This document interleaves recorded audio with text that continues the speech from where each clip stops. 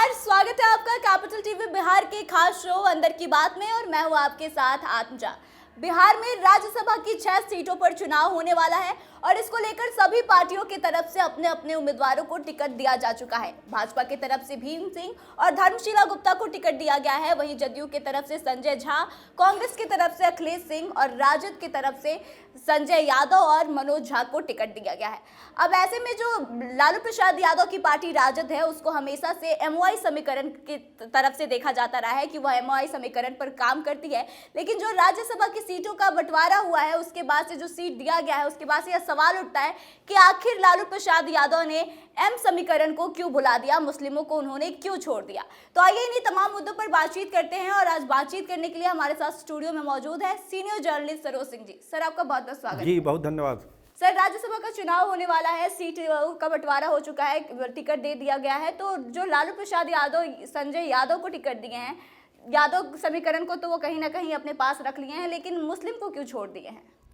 देखिए, इसको थोड़ा सा और गहराई में जाने की जरूरत है। केवल संजय यादव को टिकट दे देने से माई समीकरण फुलफिल हो रहा है लालू प्रसाद का, ये कहना पूरी तरह से, ये देखिए, अर्ध सत्य है, आधा सत्य है, पूरा सत्य नहीं है।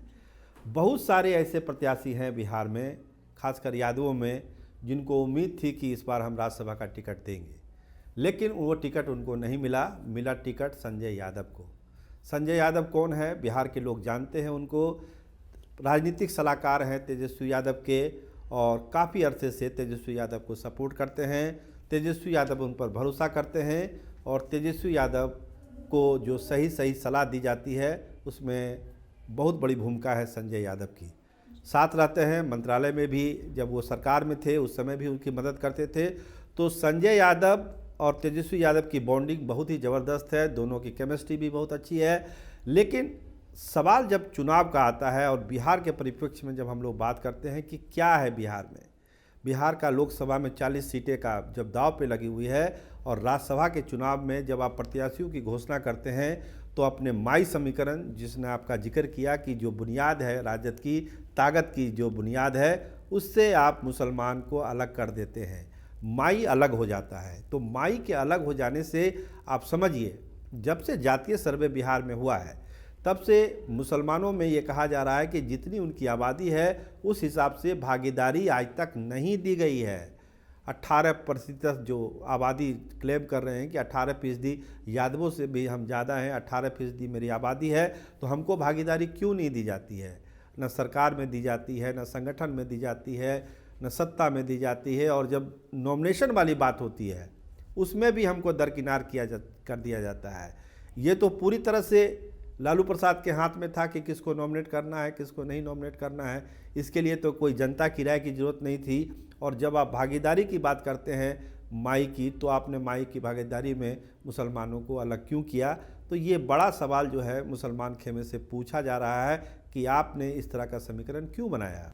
सर, लोकसभा का चुनाव सामने है और ऐसे में 18% जो वोट है मुसलमानों का, उसको अनदेखा करना लालू प्रसाद यादव पर कितना भारी पड़ सकता है? बहुत भारी पड़ सकता है। देखिए, जो मुस्लिम बिरादरी है उसको ये उम्मीद थी जातीय सर्वे के बाद कि अब लालू प्रसाद कोई भी फैसला लेंगे, या सरकार, जब तेजस्वी यादव नीतीश कुमार की सरकार थी तो सरकार में भी जो नॉमिनेशन वाले पद थे उसमें मुसलमानों की भागीदारी बढ़ेगी, बोर्ड निगम में मुसलमानों की भागीदारी बढ़ेगी। लेकिन अब चूंकि सरकार अलग हो गई, आरजेडी बाहर हो गया, तो अब उनको ये उम्मीद थी कि कम से कम राज्यसभा के चुनाव में बिहार में जो लोग हैं, बिहार में जो उम्मीदवार हैं जो मुस्लिम बिरादरी से आते हैं, बहुत सारे नाम चल भी रहे थे। अब्दुल बारी सिद्दीकी का नाम चल रहा था, हिना साहब का नाम चल रहा था, और कुछ नाम है जिस पर चर्चा हो रही थी। यादवों में भी बहुत सारे नाम चल रहे थे।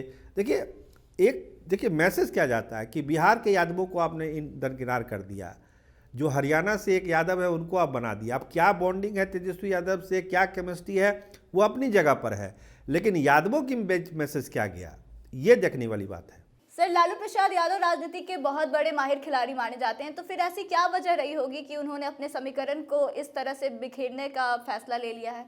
देखिए, कुछ तो सोच होगी। कोई भी बड़े नेता अगर डिसीजन लेते हैं, पार्टी कोई डिसीजन लेती है, तो उनका अपना कोई कंसेप्ट होगा, अपना परसेप्शन होगा। लेकिन एक आम जानकारों से आप बात करिएगा, जो इस चीज़ों को देखते हैं, सारी चीज़ों को, जो राजनीतिक विश्लेषक हैं, उनका ये अब मानना है, जो संजय यादव और मनोज झा को टिकट दिया गया है राज्यसभा का, उसमें जानकारों का ये मानना है कि लगता है कि आरजेडी की कमान लालू प्रसाद के हाथ से अब धीरे धीरे छूट रही है और वो पूरी कमान तेजस्वी यादव के हाथ में आ रही है। क्योंकि जो दो लोग मनोज झा और संजय यादव का नाम आया है, जिनको प्रत्याशी बनाया गया है, ये दोनों तेजस्वी यादव के खासम खास लोगों में से हैं। इसमें कोई किंतु परंतु नहीं है और यही दोनों लोगों को आगे किया गया है। इसका मतलब है कि लालू प्रसाद की थोड़ी सी पकड़ कमज़ोर हुई है पार्टी में। देखिए अब लोग क्या कह रहे हैं, लोग अब कह रहे हैं, आप बात करिएगा कि चलिए राज्यसभा तो हो गया, अब जब विधान परिषद वाली बात आएगी तो उसमें जो है मुसलमानों को हम लोग करेंगे, उसमें यहाँ के यादवों को भी जगह देंगे, तमाम तरह की चीज़ें करेंगे। लेकिन जब वो करेंगे तब करेंगे, उस समय क्या होगा अभी कहना मुश्किल है। आज जो नाम सामने आए हैं उसको लेके विश्लेषण यही हो रहा है कि कहीं ना कहीं लालू यादव की पकड़ ढीली हुई है और तेजस्वी यादव का पूरा नियंत्रण पार्टी के ऊपर है। और जो दो नाम हैं ये दोनों उन्हीं के खासम खास हैं। और जो आपका मूल सवाल था कि प्रभाव क्या पड़ेगा, तो सब प्रभाव तो पड़ेगा ही। जब आप अपनी ताकत को ही नहीं पहचान पा रहे हैं तो लोकसभा चुनाव में पड़ेगा ही पड़ेगा। देखिए भाजपा ने जो किया, देखिए भाजपा के भाई नाम आपने लिया है तो इसका मतलब है कि भाजपा ने भी अपना उम्मीदवार दिया है, इन्होंने भी दिया है, दोनों की अपनी अपनी स्ट्रेटजी है।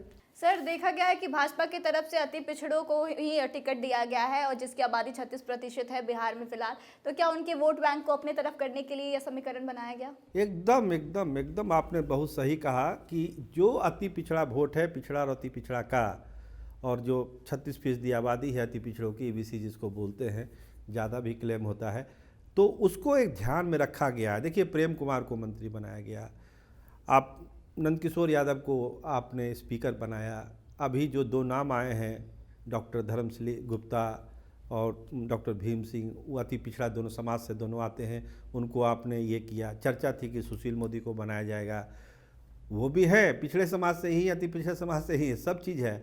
लेकिन नाम कौन सा आया? ऐसा नाम आया जो एक आम कार्यकर्ता है। कोई सोच नहीं सकता था कि डॉक्टर धर्मशिला गुप्ता को राज्यसभा भेज दिया जाएगा। जिस तरह से मोहन यादव वाले मामले में भाजपा ने चौंकाया, उसी तरह वही नाम है डॉक्टर धर्मशिला गुप्ता, वही नाम है डॉक्टर भीम सिंह। और अति पिछड़ों के बीच तो मैसेज गया ही कि भाजपा अब अति पिछड़ों को तवज्जो दे रही है, उसके वोट बैंक को तवज्जो दे रही है। देखिए अभी मंत्रिमंडल विस्तार होगा, उसमें भी बहुत सारे ईबीसी, रेणु देवी वगैरह जो छूट गई हैं वो देखिए सब मंत्रिमंडल में आएंगी। तो भाजपा का तो गेम प्लान एकदम क्लियर है कि पिछड़ा अति पिछड़ा को उसको एकदम गोलबंद करना है, कुशवाहा वोट को गोलबंद करना है, अगड़ों में को भी सम्मान देना है, एक पूरा सामाजिक समीकरण बनाने की कोशिश है ताकि आरजेडी और कांग्रेस का जो चुनौती है उसको वो पूरी तरह से सामना करें और 40 की 40 सीट बिहार की वो जीते। सर जैसा कि अभी थोड़ी देर पहले आप कर रहे थे कि लालू यादव की अपनी पार्टी से अब कमान छूट रहा है और यह फैसला जो लिया गया है राज्यसभा के उम्मीदवारों के चयन का, वो तेजस्वी यादव लिए हैं। तो तेजस्वी यादव अभी हाल ही में बिहार की सत्ता से बाहर हुए हैं, फिर वो इतना बड़ा स्टेप, इतना बड़ा रिस्क क्यों उठा लिए? देखिए सरकार से अलग होने वाली बात अलग अलग कहानी है। जब नॉमिनेशन की बात हुई कि किसको देना है टिकट, ये दोनों दो चीज़ें हो गई। सरकार से तो अलग हो ही गई। लेकिन जब नॉमिनेशन की बात हुई, हमने क्या कहा कि अगर लालू, हम एक परसेप्शन बनाया जाता है कि अगर लालू यादव के हाथ में सब चीज़ होता तो कहीं ना कहीं बिहार के पुराने लोगों को वो जगह देते। जो दो नाम हैं जो आप जानते हैं, मनोज झा और संजय यादव, ये फेवरेट हैं तेजस्वी यादव के। अगर कुछ पुराने लोगों को, अगर लालू प्रसाद की चलती तो कुछ पुराने लोग आ जाते, हो सकता है अब्दुल बारी सिद्दीकी का नाम आ जाता, हो सकता है हिना साहब का नाम आ जाता, हो सकता है कोई यादव के बड़े नेताओं का नाम आ जाता, लेकिन वो सब नाम नहीं आए राज्यसभा में। परिषद में क्या होगा ये अभी कहना मुश्किल है। लेकिन आज के तारीख में जब हम आप बात कर रहे हैं अंदर की बात के प्रोग्राम में, उससे ये संकेत है, एक इशारा यही है कि कहीं न कहीं लालू प्रसाद की पकड़ ढीली हुई है और तेजस्वी यादव का पहले से भी पार्टी में बहुत पकड़ है। और आज के फैसले से लगता है कि वो सारे फैसले तेजस्वी यादव ही ले रहे हैं। सलाह मशवरा के स्तर पर जरूर लालू यादव से उनकी बात होती हो। सर आपका बहुत बहुत धन्यवाद। जी बहुत शुक्रिया। तो देखिए मनोज झा और संजय यादव को टिकट देकर तेजस्वी यादव ने कहीं ना कहीं अपने पैर पर ही कुल्हाड़ी मारने का काम किया है, क्योंकि सबसे बड़ी उनकी ताकत जो है मुस्लिम और यादवों का वोट बैंक, कहीं ना कहीं तेजस्वी यादव अनजाने में ही सही लेकिन उनको नाराज कर चुके हैं और जिसका असर आने वाले लोकसभा चुनाव पर देखने को मिल सकता है। वहीं अगर भाजपा की बात करें तो भाजपा ने अति पिछड़ों को ध्यान में रखा है और अति पिछड़ों का वोट बैंक 36% है बिहार में, तो कहीं ना कहीं उस समाज को आकर्षित करने की कोशिश भाजपा कर रही है। तो आपको क्या लगता है, क्या वाकई में मुस्लिम और यादव पर इसका इफेक्ट पड़ेगा? आप कमेंट करके हमें बताएं। फिलहाल इस शो में बस इतना ही। आगे की तमाम खबरों के लिए बने रहे हमारे साथ, देखते रहे कैपिटल टीवी बिहार। धन्यवाद।